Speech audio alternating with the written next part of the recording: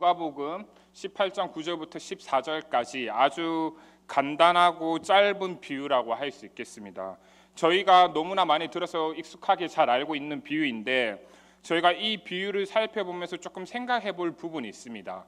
그러니까 본문의 말씀들이 이제 저희가 같이 잘 살펴보면 두 사람이 나오고 있습니다. 첫 번째 사람은 이제 거만하게 기도를 했다고 하여서 비판을 받는 내용이 나오고 있고, 그리고 이제 두 번째 사람은 겸손하게, 두 번째 사람은 세리에 해당하죠. 겸손하게 기도하여서 칭찬받는 모습을 볼 수가 있습니다.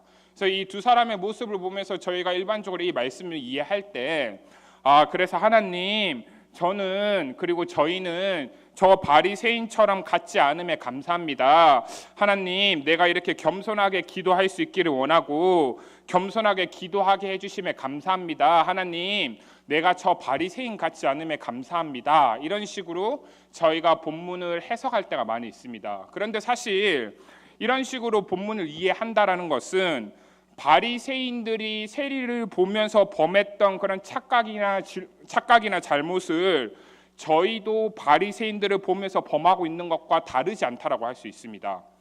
그러니까 조금 더 쉬운 이야기로 오늘 본문이 말하고 있는 것은 단순한 기도에 대해서 말을 하고 있는 것이 아니라는 것입니다.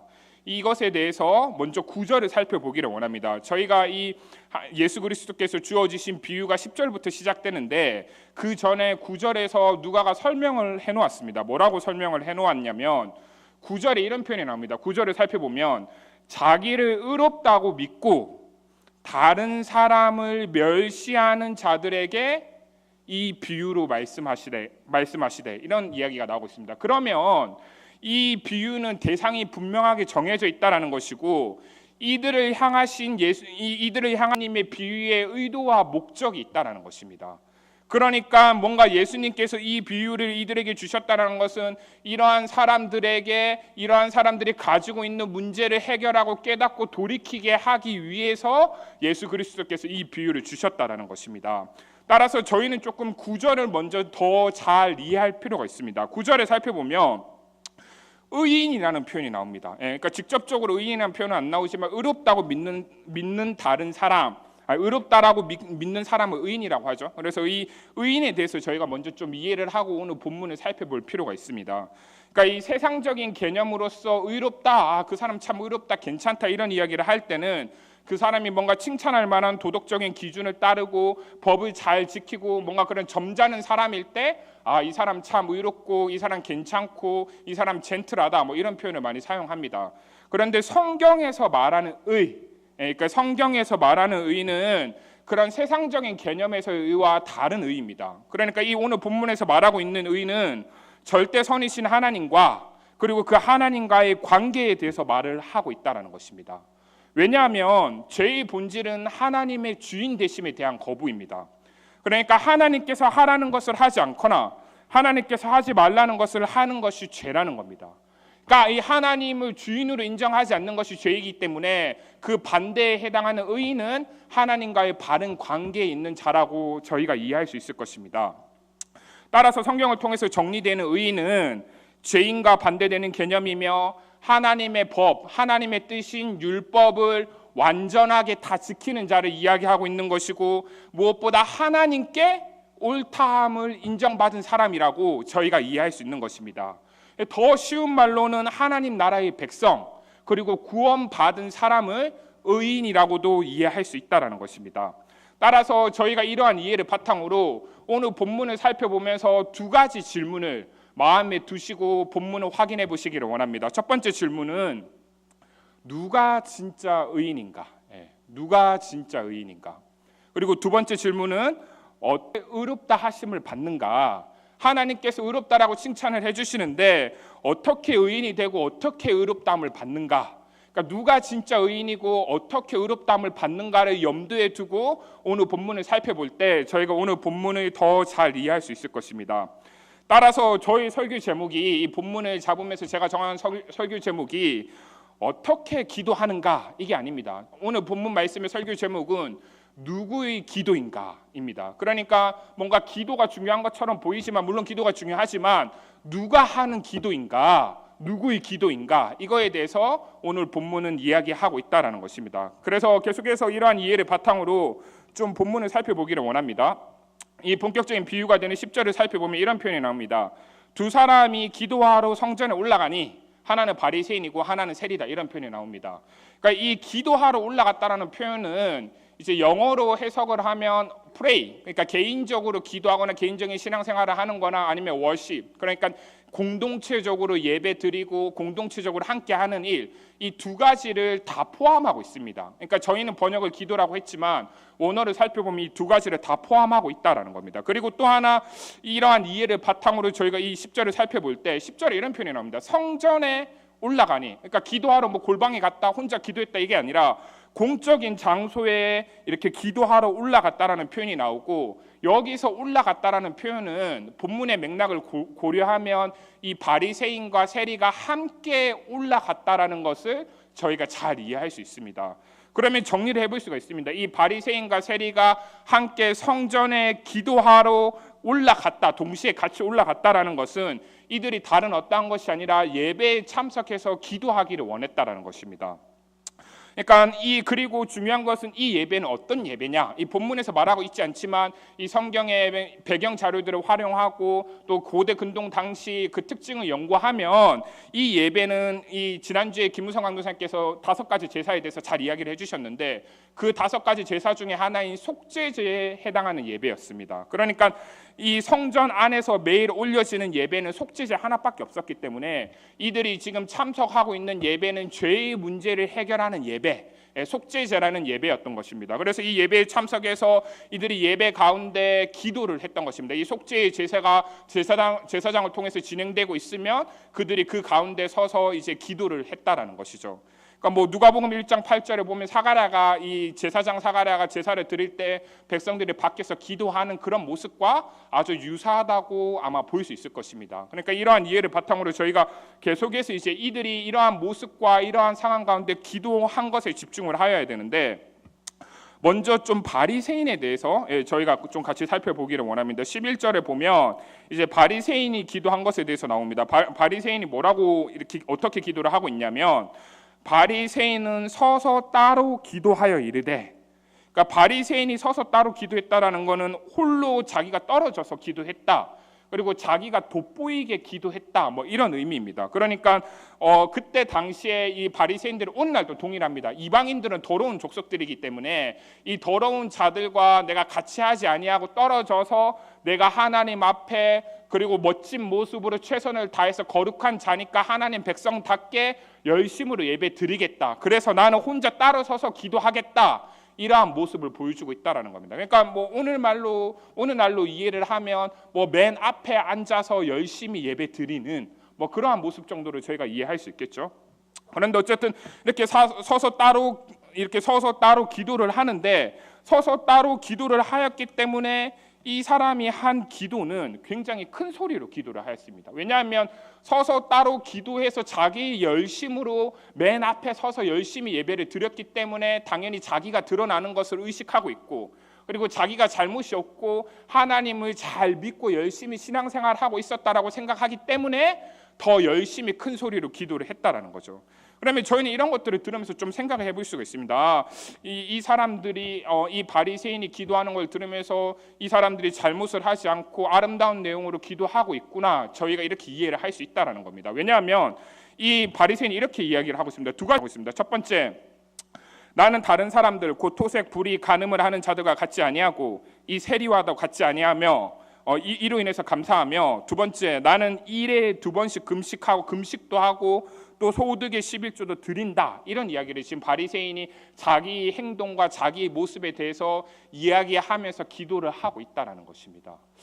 저희가 바리새인 이렇게 하면 무조건 나쁜, 뭔가 안 좋은 이미지로 이해를 하고 있기 때문에 뭔가 이 성경을 읽으면서도 나는 이 겸손한 죄인이기 때문에 바리새인은 나의 모습이 아니야, 그리고 뭔가 바리새인은 안 좋지, 마냥 이렇게 덮어놓고 생각을 하는데, 사실 잘 생각해 보면 사실 저희 모습은, 저희가 교회 안에서 신앙생활을 하는 모습은 세리보다는 바리새인에 더 가까울 때가 많습니다. 그 외적인 행동만 놓고 본다면. 왜냐하면 세리는 정말 당시에 매국노와 같고 정말 모든 사람이 경멸하는 정말 그 더러운 존재로 여겨졌고 나라를 팔아먹은 자로 여겨졌기 때문에 우리가 일반적으로 성도들 중에 세리와 같이 취급을 당하는 사람보다는 바리새인과 같은 모습으로 열심히 금식하고 또 열심히 11조 드리고 그리고 내가 나쁜 행동을 범하지 않고 이렇게 열심히 신앙생활을 하는 모습이 많다라는 것입니다.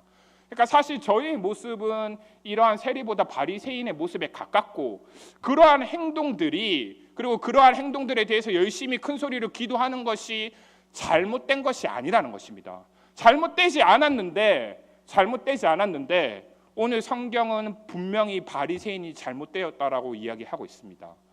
그러면 저희는 조금 생각해 볼 필요가 있습니다. 바리새인이 했던 행동이 저희 행동과 다르지 않고 열심히 금식하고 열심히 기도하고 이렇게 토색하지 않고 불의하지 않고 간음하지 않았는데 왜 예수님은 이것이 잘못되었다라고 이야기하시는가? 우리가 이러한 행동을 하면 안 되는 건가? 이렇게 열심을 가지고 하나님을 잘 믿고 예배 드리는 게 잘못된 게 아닌데 도대체 왜 예수님은 바리새인들이 잘못되었다라고 하는 것인가? 그거에 대해서 저희가 조금 더 깊이 생각해 볼 필요가 있을 것입니다. 먼저 이 바리새인의 문제점, 이 바리새인들의 잘못된 것을 저희가 이해하기 위해서 먼저 1세기 유대교 당시에 기도했던 그러니까 이 기도의 특징을 살펴볼 수가 있습니다. 오늘날의 기도도 이러한 기도와 경건한 기도와 다르지 않은데 그때 당시에 많은 정상적인 그 경건한 기도는 세 가지 특징을 가지고 있습니다. 첫 번째, 죄를 고백하는 회개의 내용이 기도 안에 있었고 두 번째, 하나님이 베풀어 주신 것에 대해서 하나님의 은혜에 대해서 감사하는 내용이 담겨져 있었습니다. 그리고 세 번째 어떤 것이냐 자신과 다른 사람들을 위해서 간구하는 그러니까 중보하고 도구하는 내용이 담겨져 있었다라는 것입니다. 그러니까 회개하고 감사하고 간구하는 내용이 기도의 내용에 담겨져 있었고 그리고 오늘날에도 저희가 그런 기도를 하는데 저희가 문제가 없다라고 생각했던 이 바리새인의 기도와 그 행동은 이러한 기도가 아니라는 것입니다. 바리새인은 어떻게 기도를 하고 있습니까? 내가 저들과 같지 아니하서 감사하고 하나님이 베풀어 주신 은혜로 인해서 감사한 게 아니라 내가 저 돈 없고 그리고 저 하나님의 말씀을 모르는 무식하고 그리고 뭔가 하나님이 제대로 섬기지 않는 저 사람과 같지 않아서 감사하다 이러한 기도를 하고 있다는 것입니다. 그리고 또 무엇을 기도하고 있습니까? 내가 열심히 금식하고 있다. 내가 열심히 11조 하고 있다. 그러한 뭔가 자기 행함과 자기 행동에 대해서 그 기도의 내용이 주를 이루고 있다는 것입니다. 그러니까 이러한 기도는 사실 그때 당시에 비춰보나 오늘날에 비춰보나 경건한 기도라고 볼 수가 없는 것입니다. 그리고 이러한 기도는 하나님께서 기뻐하시는 기도라고도 볼 수 없다라는 것입니다. 그러면 이러한 사람들, 이 바리새인들이 했던 기도를 살펴보면서 저희가 두 가지 정도로 잘못된 특징을 정리해 볼 수가 있습니다. 첫 번째 어떠한 특징이 있느냐? 자기를 내세우는 것은 자기를 높이는 것은 결국 다른 사람을 깎아내리는 것입니다. 그러니까 세상에서는 뭔가 자존감을 높이기 위해서 긍정적인 칭찬을 많이 해야 된다. 긍정의 힘을 가지고 자기를 더 칭찬해주고 격려해주고 뭔가 자존감을 높여야 된다. 그런 이야기들을 많이 하지만 오늘 성경은 그러한 이야기를 하고 있는 것이 아니라는 것입니다. 그러니까 자신이 옳고 잘한다라고 생각하는 만큼 그러니까 내가 열심히 신앙생활하는 만큼 내가 열심히 행동하는 그 행동에 대한 그 기준으로 다른 사람을 판단하고 평가하고 있다는 것입니다. 내가 열심히 하면 할수록 내가 예배를 더 잘 드리고 내가 더 열심히 찬양팀으로 섬기고 내가 더 열심히 선교팀으로 헌신하고 내가 더 열심히 교회를 위해 봉사하고 교사를 위해 헌신하지만 그렇게 하면 할수록 그 기준으로 남을 평가하고 있는 것이 이들이 가진 첫 번째 문제점이라는 것입니다. 그리고 두 번째, 이들의 초점은 하나님에게 있는 것이 아니라 철저하게 자기 자신에게 있었습니다. 하나님이 아니라 자기 자신이 주인공이었기 때문에 끊임없이 타인과 비교하는 그러한 기도에서 벗어나지 못했다라는 것입니다. 타인과 비교하는 사람의 특징은 두 가지입니다. 첫 번째, 열등감 아니면 두 번째, 교만. 이 남과 비교하기 시작하면 이 열등감과 비교 사이에서 절대 피해 나갈 수가 없습니다. 그러니까 결국 이 바리새인들이 드렸던 이 기도의 그리고 이들이 고백했던 이런 내용의 특징들을 정리해 보면 이들은 너무나 자기 자신에게 집중된 기도를 하였기 때문에 이들의 기도에는 그리고 이들의 마음에는 하나님이 필요 없었고 하나님이 계실 수 있는 자리도 전혀 없었다라는 것입니다. 그러니까 뭔가 하나님을 위해서 하나님을 향한 열심으로 그리고 뭔가 옳은 행동을 하면서 기도를 하고 있다라고 생각했지만 사실 그들의 마음에는 그들의 기도에는 하나님이 전혀 없었다라는 것입니다. 그러니까 이것이 이 바리새인들이 했던 기도의 문제점이라고 저희가 이해할 수 있는 것입니다. 따라서 저희는 이러한 것들을 보면서 좀 생각해 볼 필요가 있을 것입니다. 바리새인들이 크게 기도하는 소리를 통해서 그들이 교회에서 얼마나 헌하고 그리고 얼마나 봉사하고 얼마나 노력하고 얼마나 거룩하고 경건하게 살아서 율법을 잘 지켜서 의에 대한 그런 높은 기준으로 멋있는 뭔가 거룩하고 품위 있는 신앙인인 것처럼 이야기하는 것들을 들을 때 뭔가 도전이 되고 괜찮은 것처럼 느껴지지만 사실은 뭔가 그러한 교회의 열심, 내가 어떠한 모습으로 얼마나 많이 헌신하고 있고 얼마나 많은 대단한 일들을 하고 있는가, 그런 이야기들을 들을 때 그러한 이야기들을 계속 나누고 듣는 것이 좋은 것이 아니라는 것입니다. 왜냐하면 이러한 열심은, 이러한 행위는 철저하게 잘못되었기 때문입니다. 그러니까 제가 지금 이야기하는 것은 뭔가 우리 믿음에는 행위가 필요 없다, 그리고 이 행위 자체를 부인한다, 이런 이야기를 하는 것이 아닙니다.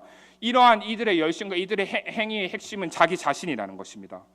그러니까 자신도 알지 못했던, 내가 뭔가 하나님을 위해서 오랫동안 교회에서 봉사하고 정말 직분까지 받아가면서 열심히 오랫동안 신앙생활을 했지만 이들의 마음속에는 자신들이 알지 못했던 은밀한 우상숭배, 그러니까 나의 바벨탑을 쌓아가는 그러한 문제들이 나타나고 있었다라는 것입니다. 그러니까 나아가 마음대로 거기서 끝나는 것이 아니라 자기 바벨탑을 쌓고 은밀한 우상 숭배를 하면서 나아가 자신의 마음대로 기준을 세워서 하나님 대신 다른 사람을 심판하고 비난하는, 그러니까 자기를 높이는 것에서만 끝나는 것이 아니라 자기를 높이면서 다른 사람을 비난하고 함부로 판단하고 심판하는 이 문제까지 동시에 벌어지고 있다는 것입니다. 저희는 좀 생각을 해볼 필요가 있습니다. 내가 과연 남을 함부로 판단할 수 있는가? 내가 과연 남에 대해서 그렇게 함부로 심판하고 비난할 수 있는가? 제가 지금 이야기하고 있는 것은 그런 것입니다. 내가 남에 대해서 함부로 비난하고 판단할 수 없다라고 해서 그 사람이 저지르고 있는 잘못까지 묵인해라, 용인해라, 그런 이야기를 하고 있는 것이 아닙니다. 저는 지금도 그렇게 생각을 합니다. 오늘날 한국 교회가, 그리고 한국 교회의 많은 목회자들이 돈에 대해서 그리고 성에 대해서 권력에 대해서 자유롭지 못하기 때문에 세습을 비롯해서 많은 문제들을 일으키고 있습니다. 근데 저는 그렇게 생각을 합니다. 그렇게 많은 문제들을 일으키고 그리고 속된 말로 타락했다라고 이야기를 듣는 그런 목사님들이 처음부터 그렇게 막 악한 마음으로 내가 죄를 지어야겠다, 그리고 내가 세습을 하고 그리고 문제를 일으키고 그리고 성적인 문제를 일으키고 그리고 권력을 움켜쥐겠다, 그리고 돈을 취하겠다, 이런 마음을 가지고 목회를 시작한 목사님들은 아무도 없다는 겁니다. 그러니까 핑계 없는 무덤은 없고, 누가 처음부터 그렇게 나쁜 마음과 나쁜 말로 나쁜 행동으로 그렇게 시작한 사람은 없다는 겁니다. 그렇기 때문에 그 사람이 아무리 좋은 마음으로 그리고 정말 하나님을 사랑해서 열심으로 정말 이 목회를 잘 했다고 하더라도 그 사람이 잘못한 행동에 대해서는 결코 핑계치 못하고 결코 그 잘못을 내가 무시하고 덮을 수 없다라는 것입니다. 그러니까 제가 이야기하고 싶은 것은 잘못은 잘못이라는 겁니다. 분명한 잘못을 하나님의 뜻대로 교회가 세워지지 않고 하나님의 뜻대로 이 교회 안에서 하나님의 질서가 세워지지 않는 것에 대해서 분명히 분별하고 그리고 이것을 바르게 세우기 위해서 깨어서 노력하는 것이 필요하다는 것입니다. 그런데 제가 더 나아가서 여기서 하나 더 이야기하고 싶은 것은, 오늘 본문 말씀에 기초해서 살펴본다면 이 바리새인들처럼 잘못된 것을 확실하게 구분하고 잘못된 것은 잘못되었다 말하고 그리고 잘못된 것에서 지적하고 그리고 그러한 것들을 바꿔가는 것이 잘못되지 않았지만, 내가 그러한 것들을 계속해서 집착하고 내가 그러한 것들에만 신경 쓰고 있으면 바리새인들이 범했던 잘못을 나도 범하게 된다는 것입니다. 잘못을 분별하는 건 중요합니다. 잘못을 분별하는 것은 중요합니다. 그런데 중요한 것은 그 잘못을 심판하는 것은 하나님이십니다. 누가 심판할 수 있습니까? 그 잘못에 대해서 내가 잘못을 지적하고 내가 비난하고 이야기하지만 내가 과연 그 자리에 올라갔었을 때, 내가 그 위치가 되었을 때 나는 그러한 실수를 하지 않을 거라는 보장을 할 수 있습니까? 남을 비난하고 판단한다라는 것은 자기 자신이 아직 죄인인지, 자기 자신이 얼마나 큰 죄인인지를 모르고 있다는 것입니다. 우리가 옳고 그름을 분별할 수는 있지만 남에 대한 비난과 판단은 함부로 해서는 안 될 것입니다. 그러니까 이 바리새인이 보여주는 이야기는 그런 것입니다. 이 오늘 바리새인이 자기 자신에 대한 그러한 열심과 사랑으로 말미암아 외형적으로는 괜찮은 모습을 취하고 있었지만 이 하나님이 전혀 없었고 하나님이 없는 것에서 끝나는 것이 아니라 자기가 하나님이 되어서 남을 심판하고 있는 이러한 아주 심각한 모습을 이 바리새인이 지금 보여주고 있다라는 것입니다. 그것에 비해서 저희가 이 세리의 기도에 대해서 계속 살펴보기를 원합니다. 이 세리는 이 하나님 앞에 나와서 이 세리가 하는 고백은 이러한 고백입니다. 다른 많은 말이 아니라 세리는 23절에서 이렇게 기도를 합니다. 세리는 똑같이 떨어져서 기도를 합니다. 왜냐하면 자기가 너무나 더럽고 사람들에게 인정받지 못하고 사람들이 싫어한다는 것을 알고 있기 때문에 바리새인과 똑같이 떨어졌지만 다른 이유로 떨어졌습니다. 이 세리는 떨어져서 기도를 하는데 이 세리가 기도하기 전에 13절에 이런 행동을 취합니다.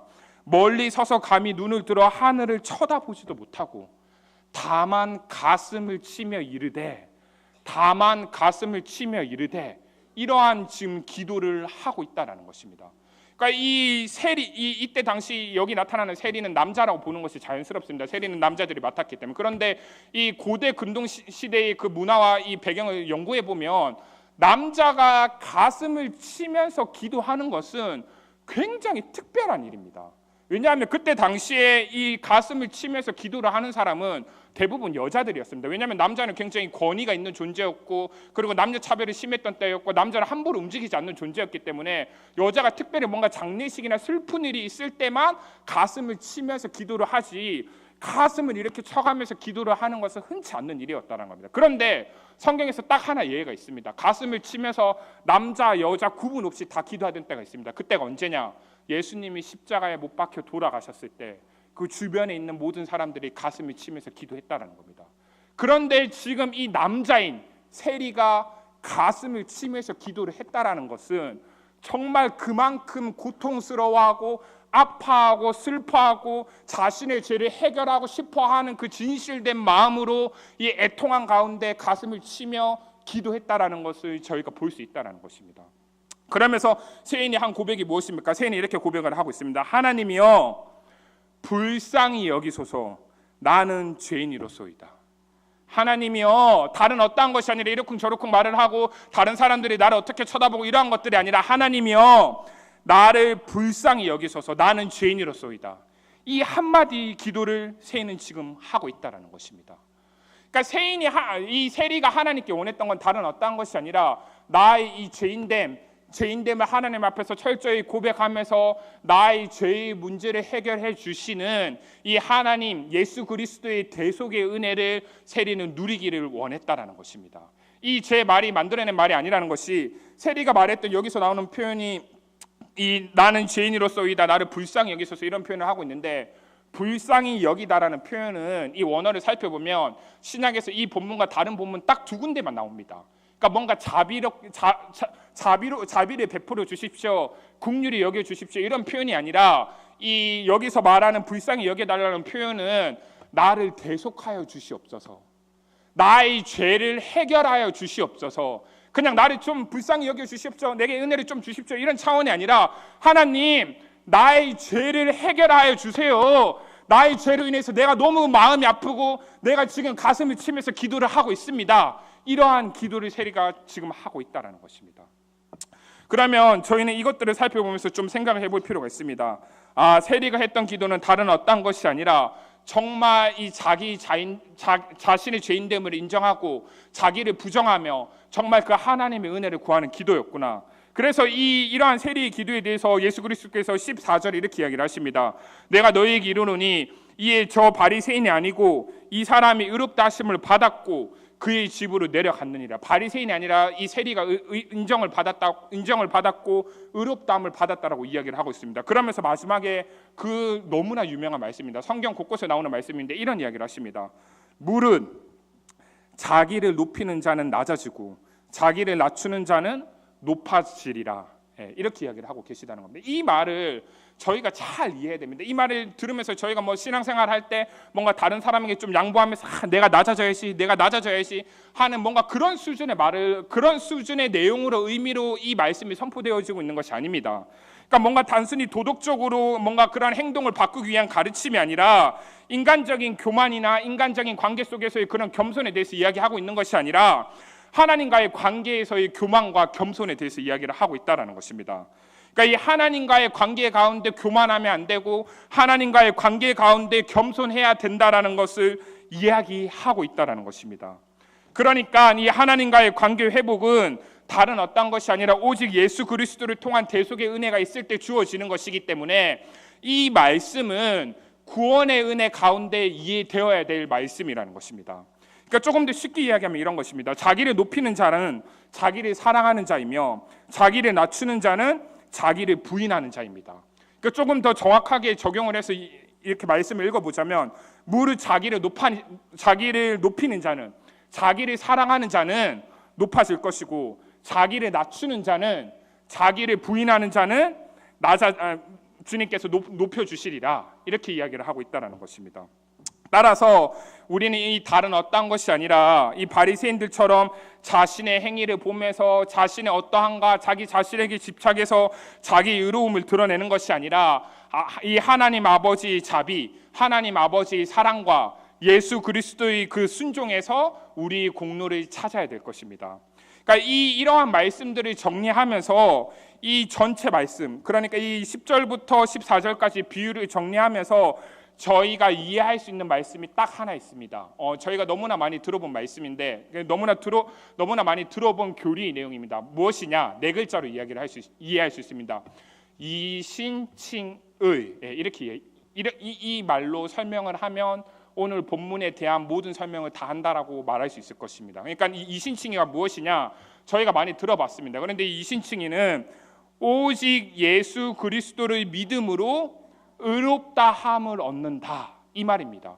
그러니까 이신칭의는 뭔가 믿음만 내가 믿으니까 행위는 필요 없다. 믿습니다. 주여 내가 믿습니다. 믿기만 하면 됩니다. 행동은 필요 없고 내가 믿고 있습니다. 뭔가 나의 믿음 뭔가 이런 것들을 강조하는 것이 아니라 예수 그리스도를 믿는 그러니까 하나님의 은혜에 의한 믿음을 이야기하고 있다는 것입니다. 이 바리새인들처럼 자신들의 행위나 공로가 아니라 하나님의 은혜에 의한 예수 그리스도를 믿는 그 믿음으로 말미암아 모든 사람들은 의롭다함을 얻게 된다. 이 이야기를 하는 것이 이신칭이라는 것입니다. 그러면 이 이신칭의를 통해서 오늘 말씀을 마무리하면서 이 이신칭의 내용에 대해서 저희가 조금 더 깊이 살펴보고 정리하고 말씀을 마무리 맺기를 원합니다. 먼저 이 칭의, 그러니까 믿음으로써 의롭다함을 얻는다. 그래서 이 칭의를 잘 이해할 필요가 있습니다. 칭의에는 두 가지가 있습니다. 칭의에는 첫 번째 죄사함이 있습니다. 그리고 두 번째 의정가가 있습니다. 의정가. 근데 많은 사람들이 이 이신칭의를 너무 쉽게 이해하고 칭의를 너무 쉽게 이야기한다라는 겁니다. 그러니까 이 칭의를 이해할 때 그냥 죄사함, 죄를 없애주신다 이 정도로만 이해를 하고 있습니다. 그런데 사실은 그렇지 않습니다. 죄를 사해 주셨다라는 것은 하나님께서 예수 그리스도께 오셔서 우리 죄를 그냥 없이 해주셨다 이런 정도가 아니라 우리 죄의 값을 예수 그리스도께서 정확하게 치루어 주셨다. 이 모든 값을 다 감당하셨다라는 의미를 이야기하고 있는 것입니다. 그러니까 예수님께서 나의 죄를 해결해 주셨다라는 것이 그냥 나의 죄를 없애 주셔서 그냥 내가 천국 간다 이 정도의 개념이 아니라 나의 죄로 인해서 예수 그리스도께서 모든 고난과 모든 고통과 모든 어려움을 다 당하셨다라는 것입니다.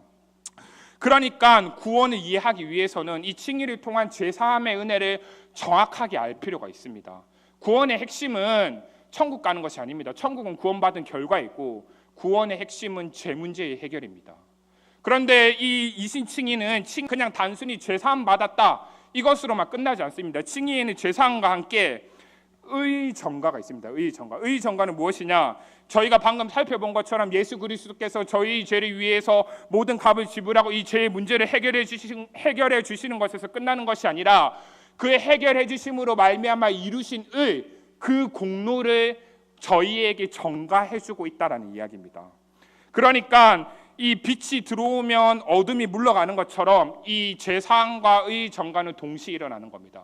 근데 제가 왜 의정가를 강조하면서 뭔가 어려운 것 같지만 이런 이야기를 계속하고 있느냐? 진짜 하나님의 은혜를 이해하기 위해서는 죄사함만 이해하는 것이 아니라 이 의정가를 잘 이해할 필요가 있다는 것입니다. 그러니까 조금 더 이 의정가를 이해하면 이런 겁니다. 왜 제사함과 함께 의의 전가를 반드시 이해하여야 되느냐? 이 의의 전가를 통해서 예수 그리스도께서 우리를 회복시켜 주는 것은 죄짓기 이전의 상태가 아니라 완전 새로운 존재로, 그러니까 이전보다 더 나은 상태로 저희를 회복시켜 주는 겁니다.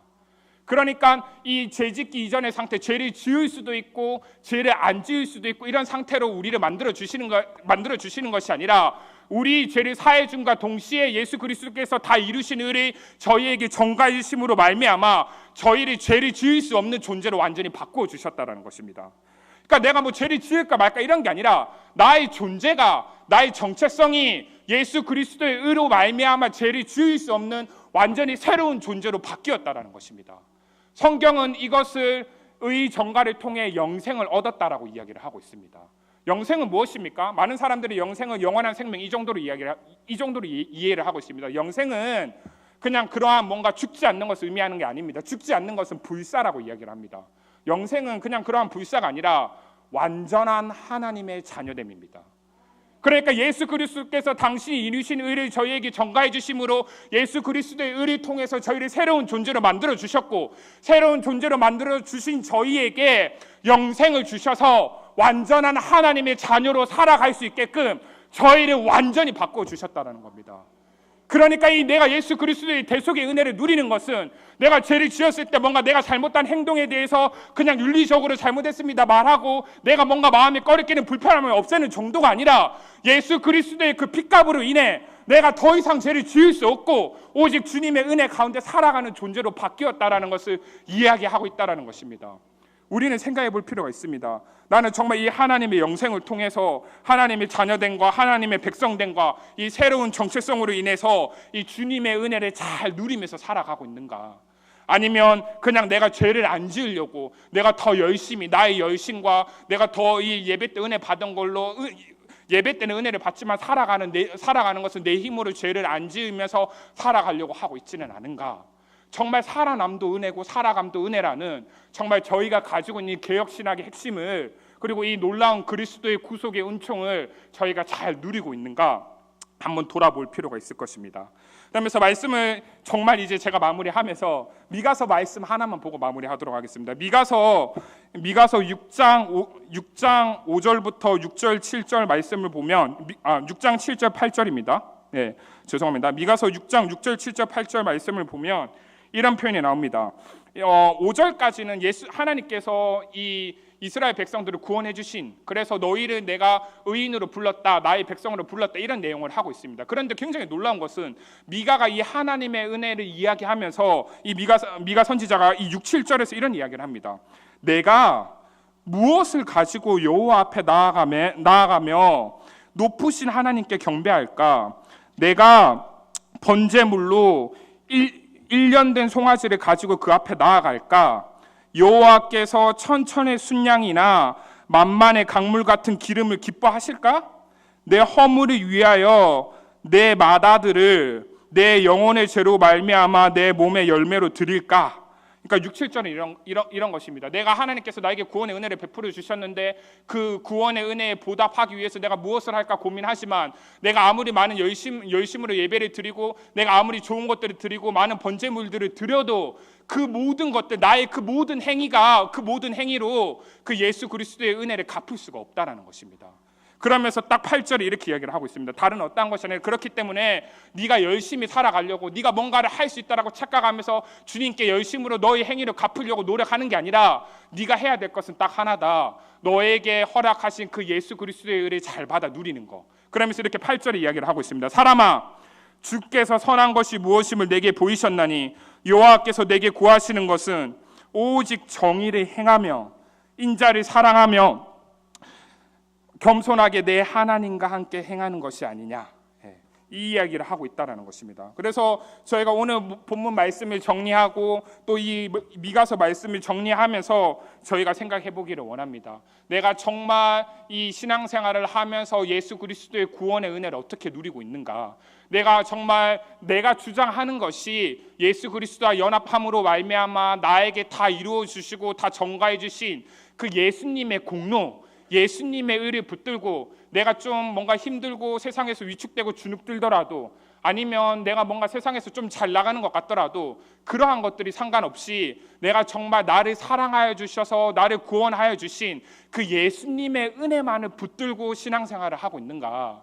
아니면 정말 나의 나됨과 나의 어떠한 모습을 바라보면서 낙심하고 좌절하고, 아니면 내가 잘하고 있는 모습을 보면서 교만하면서 뭔가 나의 나됨으로 신앙생활을 하고 있지는 않은가? 정말 이 세리가 했던 고백을 통해 저희가 다른 어떠한 것이 아니라 예수 그리스도의 구속의 은혜를 회복하고 정말 그 예수 그리스도를 붙들고 예수 그리스도의 은혜에 살아가는 그러한 이루는 교회 성도님들이 되시기를 간절히 소망합니다.